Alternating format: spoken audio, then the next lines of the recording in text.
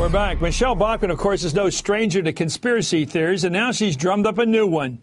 She and 4 other right-wing members of Congress say the Muslim Brotherhood has infiltrated the American government. Bachmann has personally attacked Hillary Clinton's deputy chief of staff, Huma Abedin, wife of the former New York Congressman, or former New York Congress, still the wife of Anthony Weiner. She says Abedin is tied to the radical Islamic organization through 3 family members. As for Bachmann's source, one of the country's leading anti-Muslim conspiracy theorist, Frank Gaffney. With me now are Brian Levin, director of the Center for the Study of Hate and Extremism at California State University, and Ron Reagan, MSNBC political analyst and author of My Father at 100. Brian, thank you for joining us. You're an expert at this.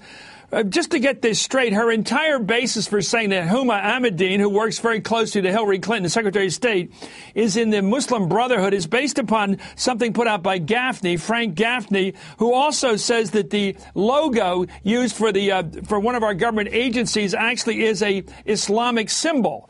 I mean, what do we make of this kind of nonsense? Look, I could go on and talk about individual facts, but let's look at the forest instead of the trees. This reminds me very much of Army lawyer Joseph Welch, who in June 1948 said this to Senator Joseph McCarthy.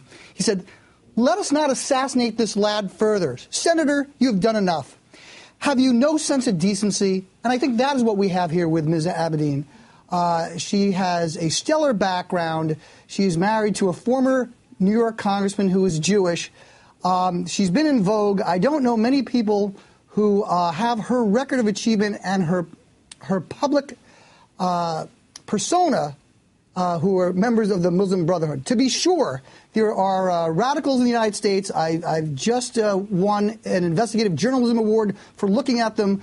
But some of these folks that they are pointing to, such as Huma Abedin or Rashad Hussein, are really being publicly assassinated. And I think any person with decency has to go on national television and say, enough is enough. This is the person. Let's get a background and a reminder here. By the way, in her letter to the State Department's Deputy Inspector General, this is what this U.S. Congresswoman from Minnesota, Bachmann, singled out, as you point out, Brian, longtime Hillary Clinton aide Huma Abedin as having ties to the Muslim Brotherhood. Here's what she writes. This is a U.S. Congressman. Quote, "For example, according to the Muslim Brotherhood in America, the enemy within, a product of the Center for Security Policy, the department's Deputy Chief of Staff, Huma Abedin, has 3 family members, her late father, her mother, and her brother connected to Muslim Brotherhood operatives and or organizations. Her position affords her routine access to the secretary and to policymaking." Ron Reagan.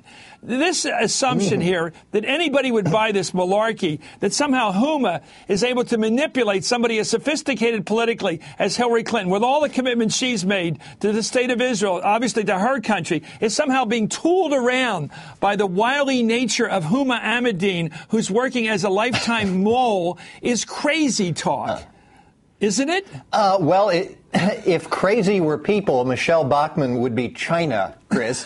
When this topic first came up, I thought, why are we acting as a megaphone for this sort of lunacy? It's clearly dog whistle politics in part. Who knows if Michele Bachmann believes this or not? Because they win if Obama loses. That's what you have to keep reminding people. The stakes and a lot of other things in our politics, this loony right wins if the center left loses. We want to all remember that. And that's really the point I'm heading towards here. While at first I thought, why are we offering a megaphone? I actually think we're doing the Lord's work in a way, if you will, by bringing attention to people like Michele Bachmann, because she is an integral part of the Republican brand. And while Mitt Romney, let's say, may not believe that there's a Muslim Brotherhood conspiracy in the State Department or the U.S. government, some people do. And if you vote for Mitt Romney, that comes with him. This is part of the Republican Party today. It's part of the winning ticket. Let me go back to Brian. You're an expert. I just looked at our NBC Wall Street Journal poll. I really studied this week. What stunned me was it's bad enough that 8% of the country say that Barack Obama is a Muslim, which he has never been. The 40% say they're not willing to say what he is. In other words, their sneaky little attack line is, I don't believe a word he says. So 40% are out there basically chomping on this, enjoying the fact that they're creating some mystery here about his background, meaning, hint, hint, he really is a foreigner. He really is dangerous. He really is a Muslim. It's working. The nuts are winning the argument. Brian? It is working, and unfortunately, what this kind of stuff does is it marginalizes people of goodwill who happen to be Muslim or happen to be on one or the other side of the political spectrum.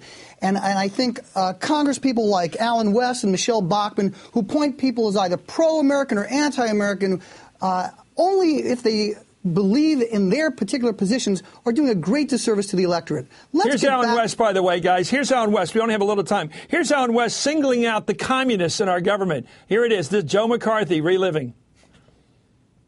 I believe there's about 78 to 81 members of the Democrat Party that are members of the Communist Party.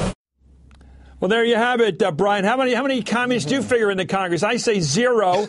This guy's got it up to between. He's very precise. This is so Joe McCarthy, as you know, Brian. Precision is the great tool of the nuts. It is, and what he's doing is he's getting that number directly from a progressive Democratic alliance. And look, I don't agree with most of those folks, but to call people that we don't agree with communists or to label people who are Muslim as some kind of enemies, this really does a disservice. I have students who are patriotic Muslim Americans who want to go into government service, and to have them experience this is really a disgrace. We have to speak out against it as people of goodwill. It keeps flashing back. Thank you so much, Brian Levin. Thank you, as always, Ron.